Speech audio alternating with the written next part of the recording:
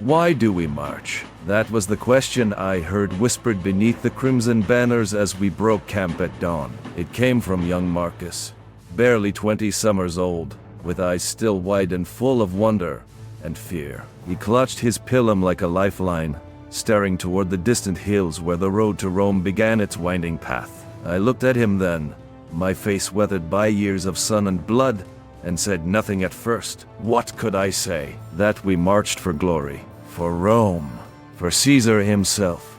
No, that would not have been honest. Instead, I told him, ask yourself that question every morning before you break your fast. Ask it when your feet blister on the march. Ask it when you raise your shield in battle. And when you finally reach the gates of Rome, perhaps you will know the answer. He nodded solemnly, but I could see the fire of youth still burning behind his eyes. So I decided to tell him a story. Our story. The tale of how the 13th Legion, Legio XIII Gemina, came to follow Caesar across seas and mountains, through fire and death, all for the dream of Rome. Chapter 2. The path of steel and sand. We were forged in the crucible of war. The 13th Legion, raised by Gaius Julius Caesar himself during those stormy days before the Gallic Wars. Many thought us just another legion among many, but we were different. We were chosen, not born into nobility, nor bred for politics. We were men of iron, drawn from the soil and sweat of Italia. I remember the day I joined. I was but a boy of 17.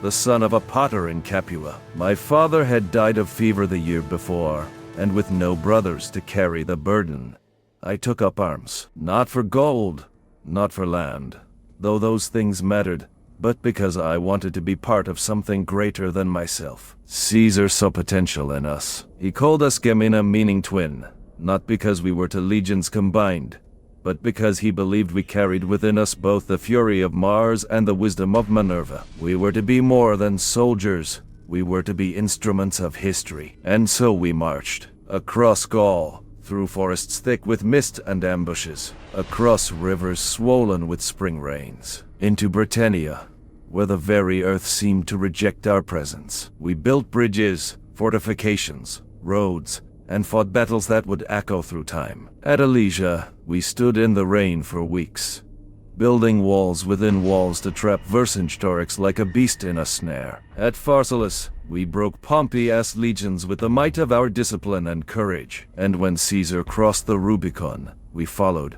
not because he ordered us, but because we knew what he represented. Rome, not the city of marble and senators, but the idea of order, of strength, of destiny. Chapter 3.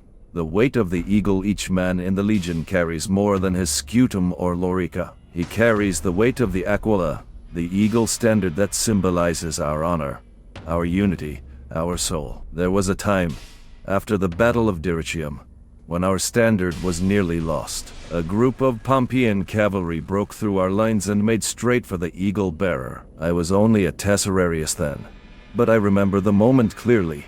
The screams, the clash of steel, the dust choking the air. Our aquilifer fell, struck down by a spear. I leapt forward, pulling the eagle from his grasp before the enemy could take it. I don't remember how many I killed that day, only that I could not let the eagle fall. Later, Caesar himself commanded me. He said, "The eagle flies only when the heart of the legion beats true." Those words stayed with me longer than any wound, because that is why we march. Because we are not just individuals, we are part of a legacy. Every step, every scar, every cry in the night, it all becomes part of the Song of Rome. Chapter 4. The road to Rome now. As we approach the city of cities, I see it again. The same question in the eyes of the younger man. Why do we march? Is it for triumph? For reward? For peace? Perhaps. But more than that, we march because we must. Because Rome demands it. Because without man like us, the roads would crumble, the fields would burn, and chaos would rise from the shadows. We are not poets or philosophers. We do not write laws or debate in the Senate, but we make possible the world in which such things can exist. Without our shields, there is no forum. Without our swords, no justice. Every stone in Rome was laid by hands that once held a spatha. Every grain of wheat that feeds the people was brought in peace because of our victories. We are the silent foundation upon which the empire stands. So yes, we march through pain, through loss, through doubt, because we believe in something greater than ourselves. Chapter 5. The answer beneath the standards as the gates of Rome come into view, and the golden light catches the bronze of our armor.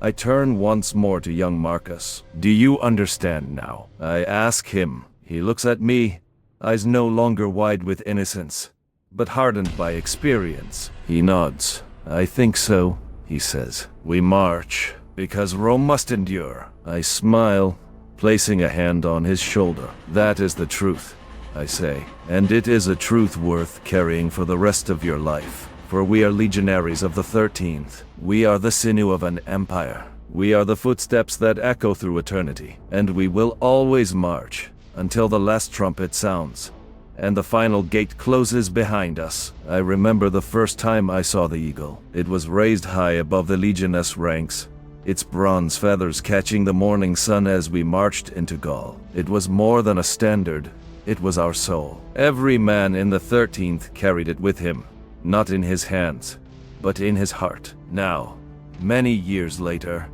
I sit beneath the olive tree where I once trained boys to fight. My bones ache, my hands tremble, and yet, when the wind blows from the east, I still hear the sound of marching feet and the cry of the equilifer calling cadence. The world has changed. Rome no longer stretches her arms across the seas. The Senate meets no more beneath marble domes. Emperors have come and gone like shadows at dusk. But still, the eagle flies. Not on the battlefield, but in the hearts of those who believe in duty, in honor, in sacrifice. And so long as man asks, why do we march? There will always be an answer, because Rome must endure. Not the city of stone and dust, but the idea of order, of strength, of civilization standing firm against the tide of darkness. So raise your standards high, sound the trumpets, let the gates of history open wide. The 13th Legion may be gone, but its march never ends. Beneath the ruins of an old Roman castrum where ivy climbs crumbling stone and wildflowers bloom in the cracks of forgotten roads, there lies a single bronze feather, part of an eagle standard long since lost to time. No one knows exactly which legion it belonged to. Perhaps it was from the 13th. Perhaps not. But does it matter? Perhaps not. Because the eagle was never just a symbol. It was a promise, a belief, a way of life. And though the legions have gone silent, their echo remains. In every soldier who stands watch through the night. In every leader who leads not for power, but for purpose. In every citizen who understands that peace is not given, it is protected. The world has changed much since the days of Rome. Empires have risen and fallen. Kings have worn crowns and had them torn away. Cities have burned and been rebuilt. But still, men march. Still,